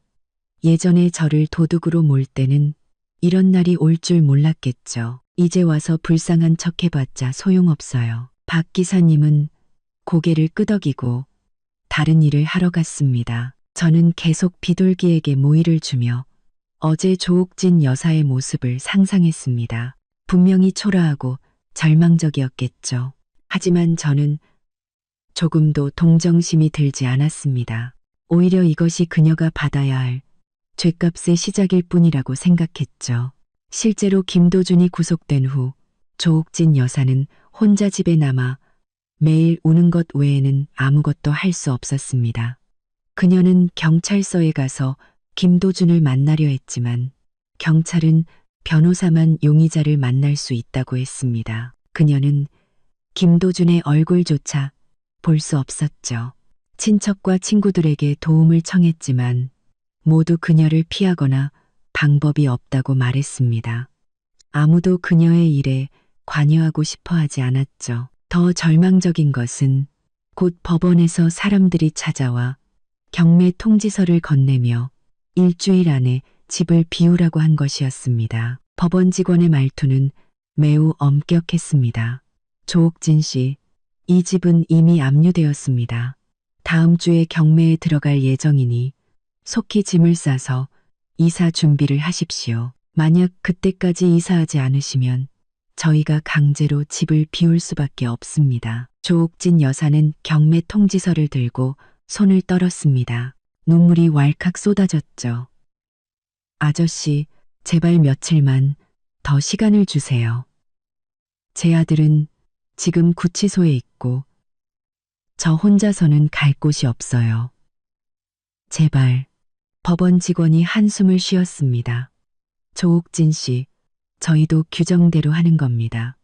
이 집은 은행이 김도준 씨의 대출금을 변제하기 위해 경매에 넘긴 것입니다. 저희도 어쩔 수 없어요. 어서 이사할 곳을 알아보세요. 나중에 더 곤란해지지 않게요. 직원들이 떠나고 조옥진 여사는 바닥에 주저앉아 텅 빈 집을 보며 절망감에 빠졌습니다. 이 집은 그녀와 남편이 평생 일해서 장만한 집이었고 거의 30년을 살았습니다. 이제 그 집이 경매에 넘어가 그녀는 살 곳조차 잃게 된 것입니다. 그녀는 한참을 울다 천천히 일어나 짐을 싸기 시작했습니다. 집에는 값비싼 물건이 거의 없었고 대부분 낡은 가구와 옷뿐이었습니다. 그녀는 김도준의 어릴 적 사진, 남편과 함께 찍은 사진, 그리고 몇 가지 생활용품을 큰 여행 가방에 챙겼습니다. 나머지 물건은 버리거나 이웃에게 주었습니다. 이웃들은 그녀를 돕고 싶어 하지는 않았지만 그녀가 불쌍해서 그녀가 주는 물건을 받아주며 위로 몇 마디를 건넸습니다. 하지만 이런 위로는 조옥진 여사에게 아무런 도움이 되지 않았고 오히려 더 창피하게 만들었습니다. 어느 날 짐을 정리하다 그녀는 옷장 구석에서 작은 상자를 발견했습니다. 열어보니 그 안에는 그녀가 잃어버렸다고 주장했던 2천만 원이 들어있었습니다. 알고 보니 그녀가 낡은 속옷 주머니에 돈을 숨겨두고 잊어버렸던 것이죠. 상자 속 2천만 원을 보며 조옥진 여사는 울어야 할지 웃어야 할지 몰랐습니다.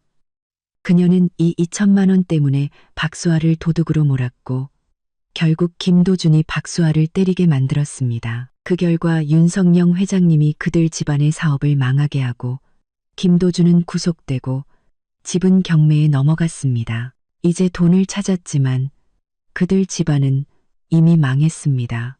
이 2천만 원이 무슨 소용이 있겠습니까? 그녀는 상자를 껴안고 바닥에 앉아 한참을 울었습니다. 그녀는 후회했습니다. 만약 그녀가 그렇게 어리석지 않았다면, 만약 그녀가 잘 찾아봤더라면, 박수아를 모함하지 않았더라면 그들 집안이 이렇게 되지는 않았을 겁니다.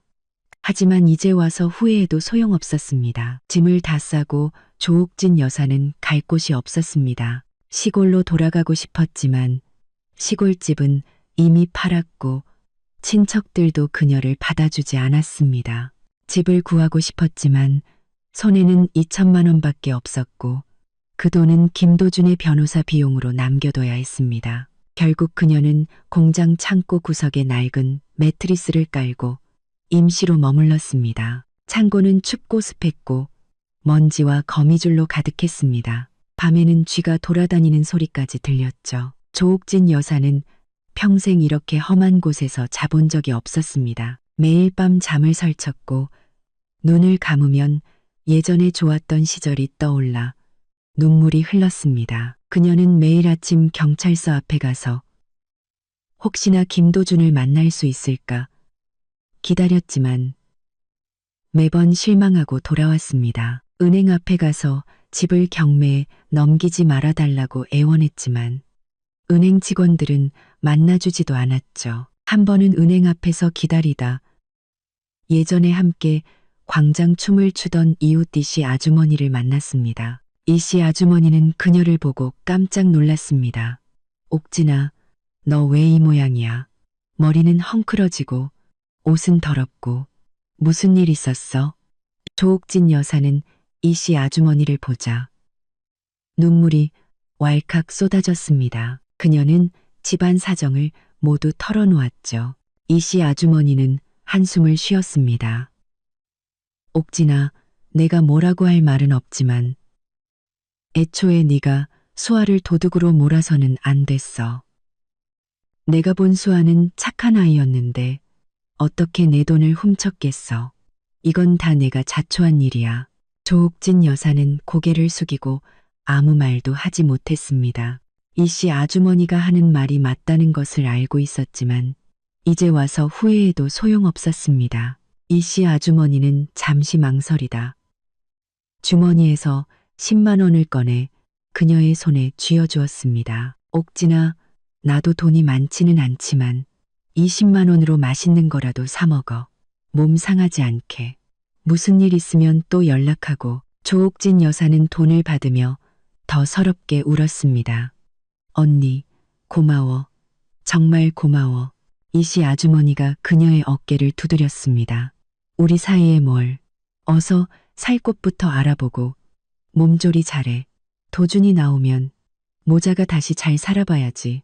이씨 아주머니가 떠나고 조옥진 여사는 손에 든 10만 원을 보며 마음이 따뜻하면서도 아팠습니다. 가장 힘들 때 예전에 별로 친하지 않았던 이씨 아주머니가 그녀를 도와준 것입니다. 그리고 평소 형님, 동생하던 친척과 친구들은 아무도 그녀를 상대해주지 않았습니다. 그녀는 그 돈으로 근처 슈퍼마켓에서 빵과 우유, 그리고 몇 가지 생필품을 샀습니다. 그리고 창고로 돌아와 춥고 습한 환경을 보며 마음속으로 다짐했습니다. 반드시 김도준을 구해내겠다고. 아무리 힘들고 어려워도 김도준과 함께 다시 잘 살아보겠다고. 하지만 그녀는 몰랐습니다.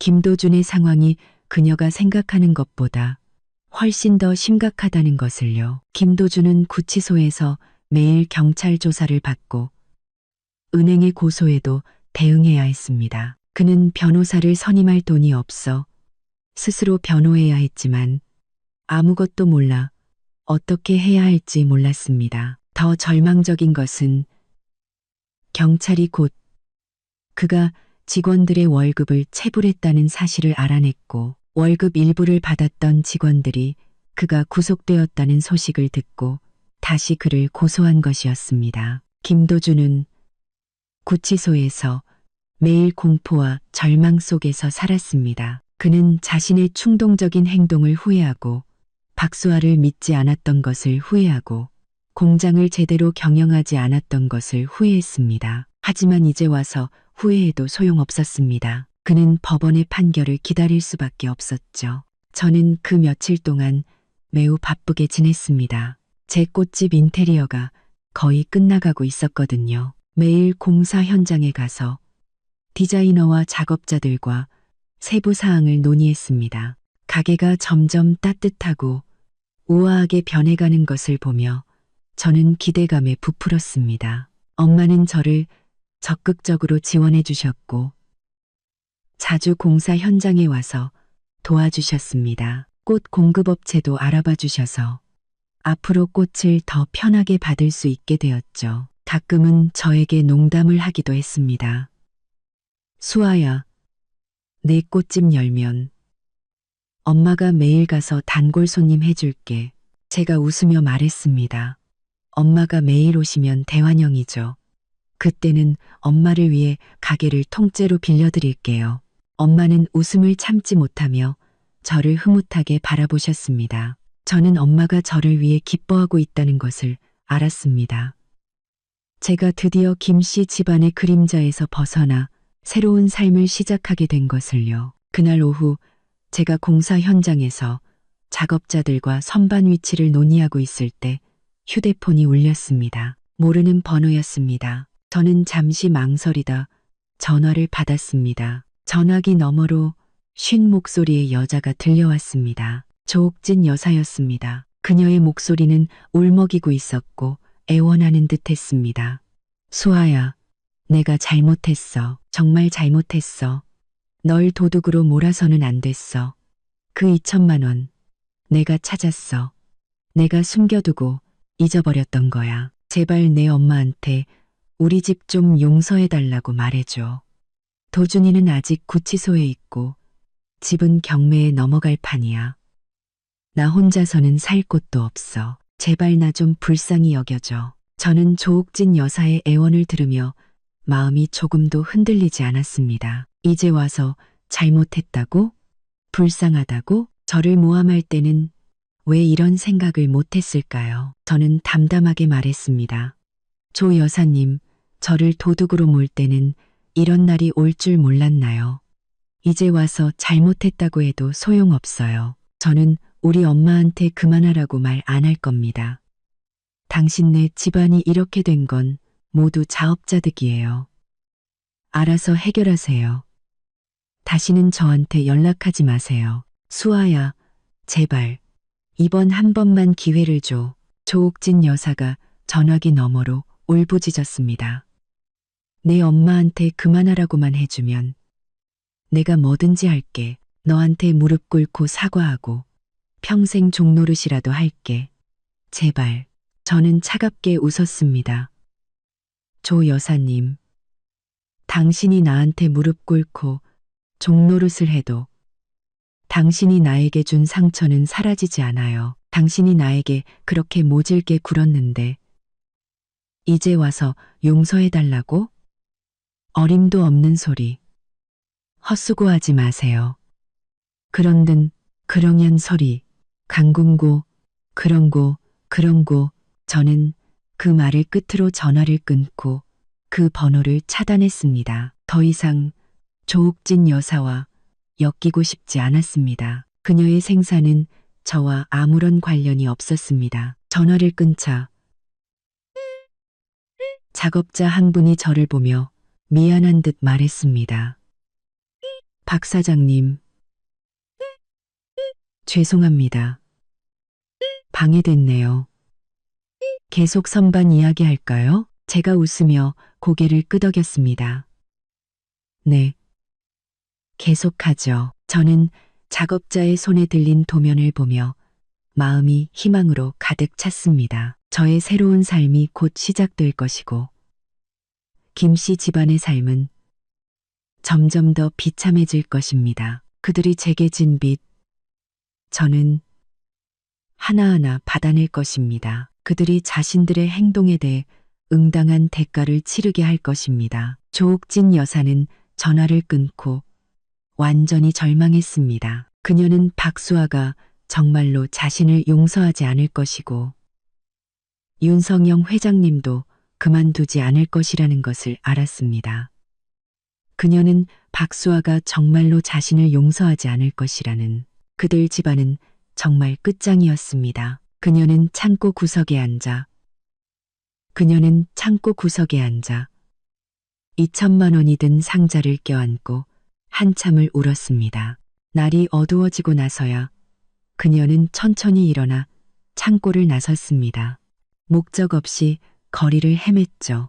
거리는 환하게 불이 켜져 있고 사람들은 바쁘게 오갔지만 아무도 그녀를 위해 멈춰 서지 않았습니다. 그녀는 마치 세상에 버려진 사람처럼 외롭고 절망적이었습니다. 그녀는 자신이 얼마나 걸었는지 어디로 가는지도 몰랐습니다. 결국 한 공원 벤치에 앉았죠.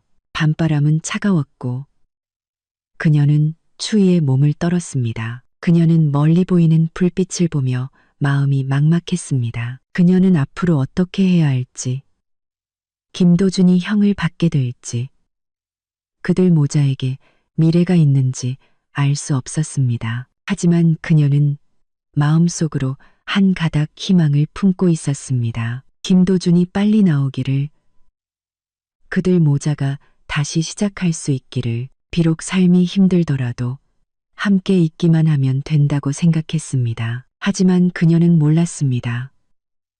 더 큰 타격이 그녀를 기다리고 있다는 것을요. 김도준의 재판이 곧 열릴 예정이었습니다. 은행과 직원들이 모두 그를 고소했고 그는 막대한 대출금과 월급을 갚아야 할 뿐만 아니라 감옥에 갈 수도 있었습니다. 그리고 그는 기다리는 것 외에는 아무것도 할 수 없었죠. 그날 밤 조옥진 여사는 공원 벤치에서 밤을 새웠습니다. 날이 밝아오자 그녀는 천천히 일어나 지친 몸을 이끌고 춥고 습한 창고로 돌아왔습니다. 그녀는 강해져야 한다고 생각했습니다.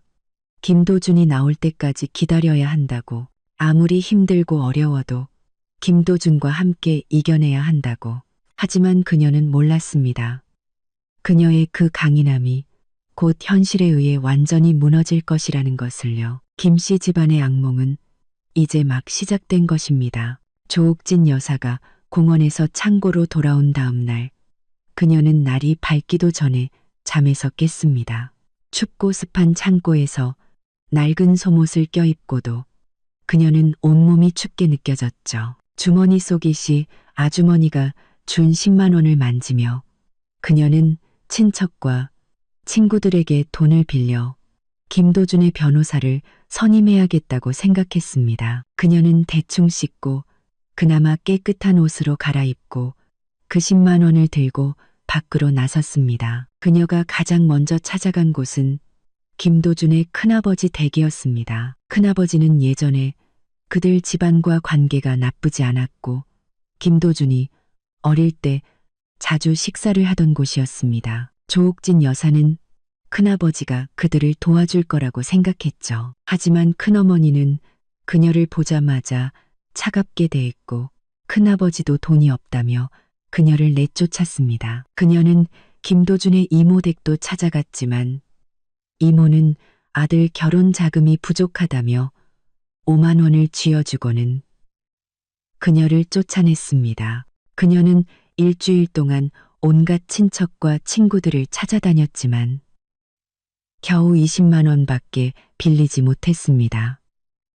평범한 변호사의 선임금조차 마련하지 못한 것이죠. 그녀는 길가에 앉아 울다가 작은 식당에 가서 국수 한 그릇을 사 먹고 빵과 김치를 사서 창고로 돌아왔습니다. 그리고 구치소에 전화를 걸어 김도준에게 옷과 영치금을 넣어주었습니다. 그날 밤 그녀의 휴대폰으로 모르는 번호의 전화가 걸려왔습니다. 자신을 김도준의 변호사라고 소개한 장 변호사는 윤석영 회장님의 의뢰를 받아 김도준의 사건을 맡게 되었다고 말했습니다. 윤 회장님이 김도준의 인생이 망가지는 것을 원치 않아 형량을 줄여주기 위해 자신을 선임했다고 했습니다. 조옥진 여사는 그 말을 듣고 윤석영 회장님에 대한 감사함과 자신에 대한 죄책감에 눈물을 흘렸습니다. 장 변호사는 또한 윤 회장님이 김도준의 대출금과 월급 일부를 대신 갚아주었고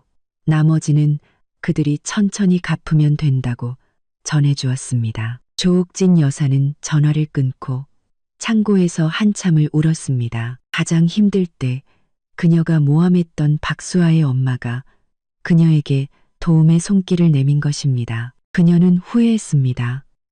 만약 그녀가 그렇게 어리석지 않았다면 그들 집안이 이 지경까지 되지는 않았을 겁니다. 그녀는 창고에 있는 고철을 팔아 3만 원을 벌고 그 돈으로 카네이션한 다발을 샀습니다. 재판날 윤석영 회장님에게 감사의 마음을 전하고 싶었기 때문이죠. 저는 그 며칠 동안 점점 더 바쁘게 지냈습니다. 제 꽃집 인테리어가 거의 끝나가고 있었거든요. 엄마가 소개해준 꽃 공급업체에서 첫 번째 꽃이 들어왔고 저는 새로 뽑은 직원 민지 씨와 함께 꽃을 진열하며 가게를 꾸몄습니다. 엄마는 자주 가게에 들러 저를 도와주셨고 제 새로운 시작을 진심으로 응원해 주셨습니다. 어느 날 엄마와 함께 식사를 하다가 엄마가 김도준의 변호사를 선임해주고 빚 일부를 갚아주었다는 이야기를 들었습니다. 저는 엄마의 결정에 반대하지 않았습니다. 그들이 죗값을 치르는 것은 마땅하지만 인생이 완전히 망가지는 것은 원치 않았기 때문이죠. 엄마는 김도준이 아직 젊으니 다시 시작할 기회를 주는 것이라고 하셨습니다. 저는 엄마의 말에 동의했습니다. 저는 더 이상 그들을 미워하지 않았습니다.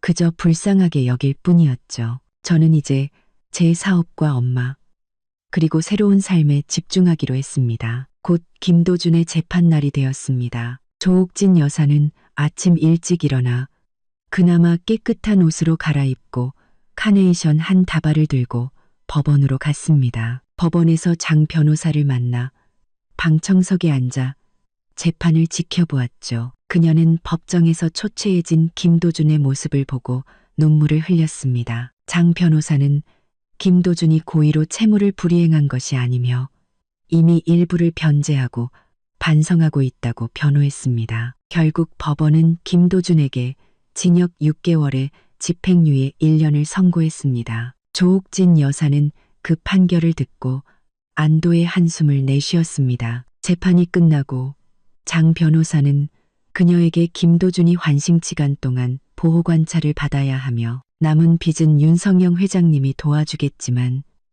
그들도 노력해서 갚아야 한다고 말해주었습니다. 조옥진 여사는 장 변호사에게 거듭 감사 인사를 전하고 윤석경 회장님을 찾아 카네이션을 전하려 했지만 그녀를 만날 수 없었습니다. 그녀는 결국 법원 앞 화단에 꽃을 두고 마음속으로 감사 인사를 전했습니다. 그리고 그녀는 다짐했습니다.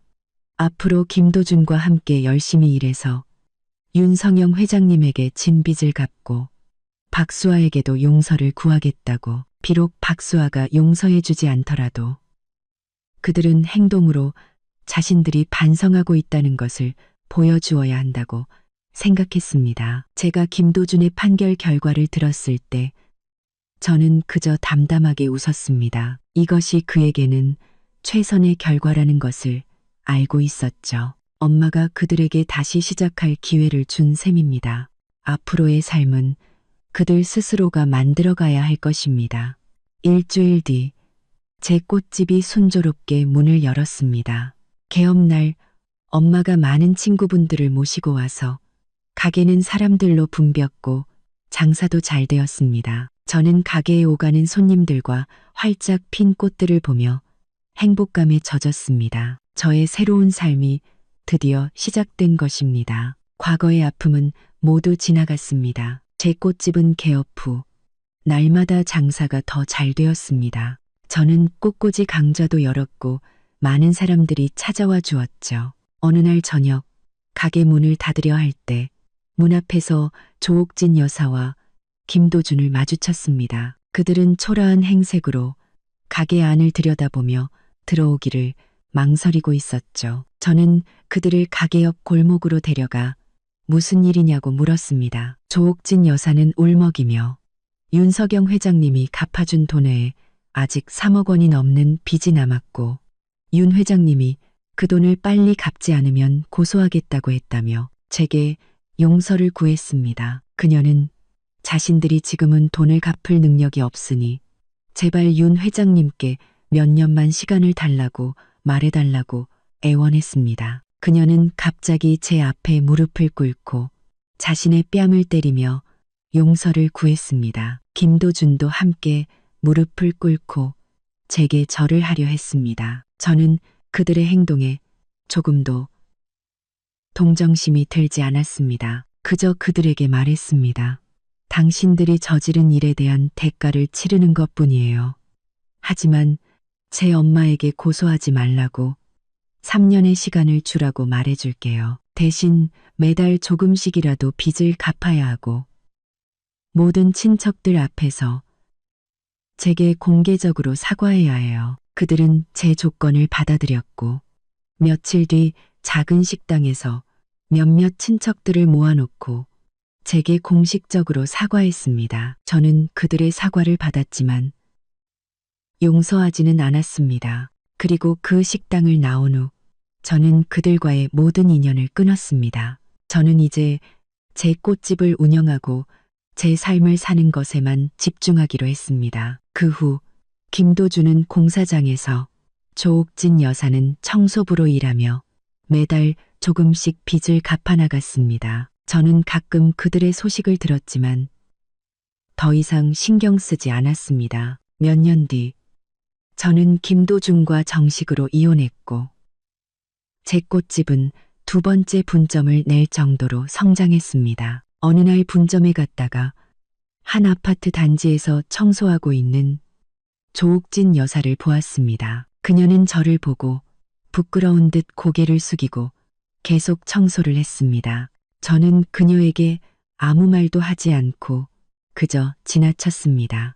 그녀가 자신의 잘못에 대한 대가를 치르고 있다는 것을 확인한 것만으로도 충분했습니다. 저는 이제 그들을 미워하지도 과거의 아픔에 얽매이지도 않습니다. 저는 제 사업과 사랑하는 엄마, 그리고 함께 일하는 동료들과 함께 행복하게 살아갈 것입니다. 저는 과거의 경험을 통해 여자는 스스로를 지키고 부당함에 맞서 싸워야 한다는 것을 배웠습니다. 지금의 저는 제가 원하는 모습으로 살아가고 있습니다. 그리고 저는 믿습니다. 저의 미래는 저의 용기 덕분에 더욱 아름답게 빛날 것이라는 것을요. 이야기꾼이었습니다. 오늘 이야기가 마음에 드셨다면 구독과 좋아요, 알림 설정까지 부탁드립니다. 다음에는 또 어떤 시어머니의 이야기가 기다리고 있을지 기대해 주세요.